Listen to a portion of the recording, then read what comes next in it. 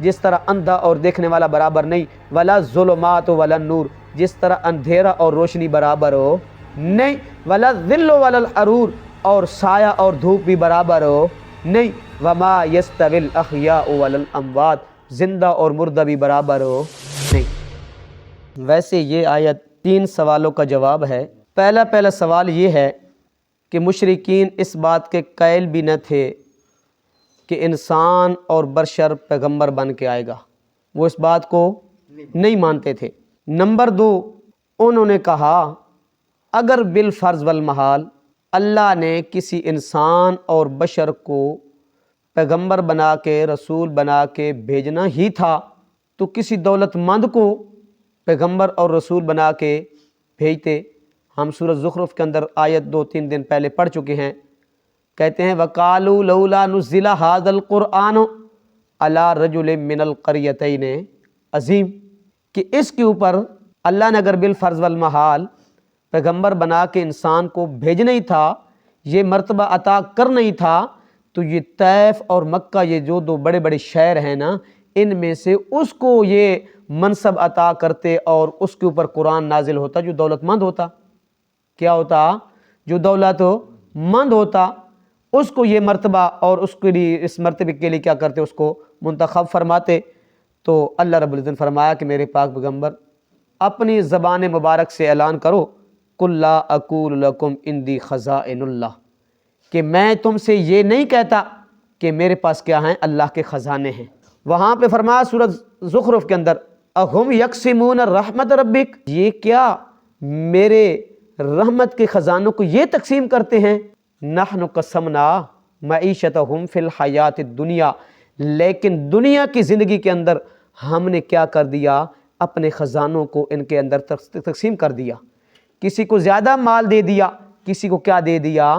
کم مال دے دیا۔ اس کے اندر کیا ہے؟ یہ میری حکمت ہے، اور جتنے بھی روزی کے خزانے ہیں، رزق کے خزانے ہیں اور رحمت کے خزانے ہیں، یہ سارے کے سارے میرے قبضے میں ہیں، میرے اختیار میں ہیں، میرے علاوہ کسی اور کے اختیار میں نہیں ہے۔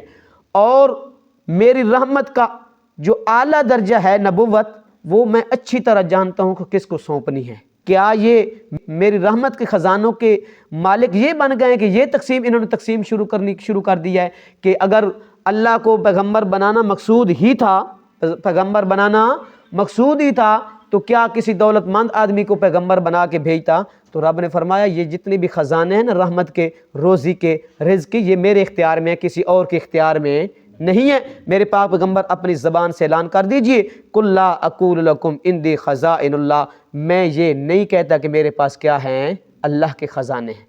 وَلَا أَعْلَمُ الْغَيْبَ، دوسرا سوال یہ تھا ان کا، اگر یہ اللہ کا سچا پیغمبر اور رسول ہوتا تو یہ ملک شام کے میوہ جات کہ ہمیں کیا بتاتا؟ ریٹ بتاتا کہ یہ ملک شام کے اندر کیا چل رہی ہے، گندم کا یہ ریٹ ہے، میوہ جات کا، فلاں میوہ جات کا یہ ریٹ ہے، یہ ہے، یہ ہے اس کی۔ تو اللہ نے فرمایا کہ میرے پاک پیغمبر اپنی زبان سے اعلان کرو، ولا اعلم الغیبہ، میں غیب بھی نہیں جانتا، ولا اقول لکم انی ملک، اور انہوں نے کہا یہ کیسا پیغمبر ہے، یہ تو ہماری طرح انسان ہے، کہتا ہے میں پیغمبر ہوں، میں رسول ہوں، جس طرح ہم کھاتے پیتے ہیں یہ بھی کیا کرتا ہے؟ کھاتا پیتا ہے۔ تو اس کا آگے اللہ رب العزت نے آپ کو تسلی دی کہ میرے پاک پیغمبر، سورۃ فرقان کے اندر بھی وما ارسلنا من قبلک من رسول الا انہم لیاکلون الطعام ویمشون فی الاسواق، میرے پاک پیغمبر آپ سے پہلے جتنے بھی رسول تھے نا، میں نے جتنے بھی رسول اور پیغمبر بنا کے بھیجے ہیں، وہ کھاتے پیتے بھی تھے اور بازاروں میں چل پھر کے کیا کرتے تھے؟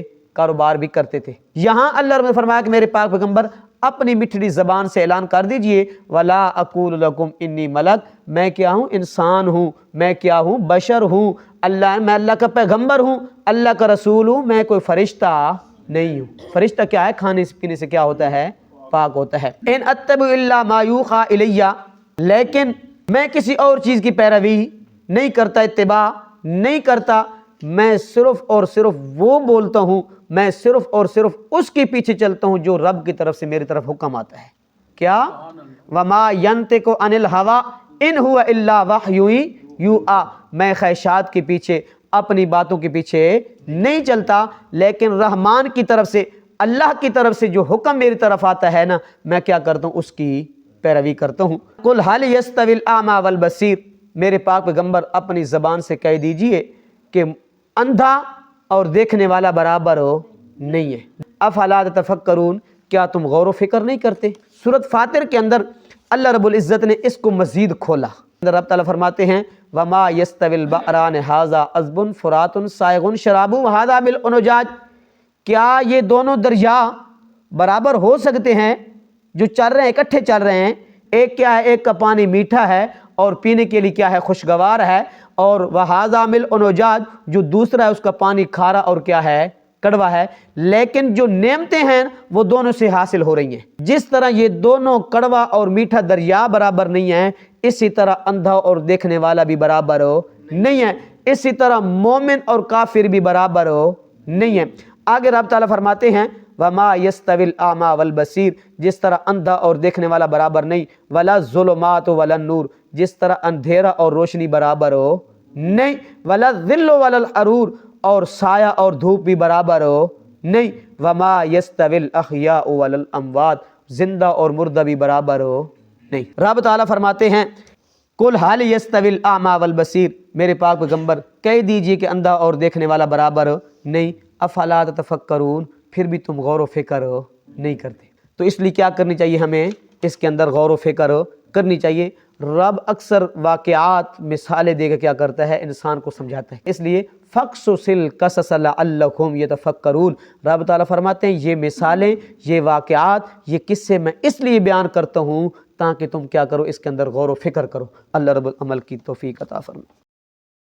اعوذ باللہ من الشیطان الرجیم، بسم اللہ الرحمن الرحیم، قل لا اقول لکم عندی خزائن اللہ، اے میرے پاک پیغمبر صلی اللہ علیہ وسلم کہہ دیں لا اقول لکم، کہ میں تم سے نہیں کہتا، عندی کہ میرے پاس خزائن اللہ، اللہ کے خزانے ہیں، ولا عالم الغیبہ، اور نہ میں یہ دعویٰ کرتا ہوں کہ میں غیب جانتا ہوں، ولا اقول لکم انی ملک، اور نہ میں یہ کہتا ہوں تم سے کہ میں فرشتہ ہوں، ان اتبع الا ما یوحی، میں پیروی نہیں کرتا مگر صرف اس حکم کی جو وحی کیا جاتا ہے الیہ، میری طرف۔ قل، آپ کہہ دیں میرے پاک پیغمبر، هل يستوي الاعمى والبصير، کیا برابر ہیں اندھا اور دیکھنے والا؟ افلا تتفکرون، تم غور و فکر نہیں کرتے؟ صدق اللہ العظیم۔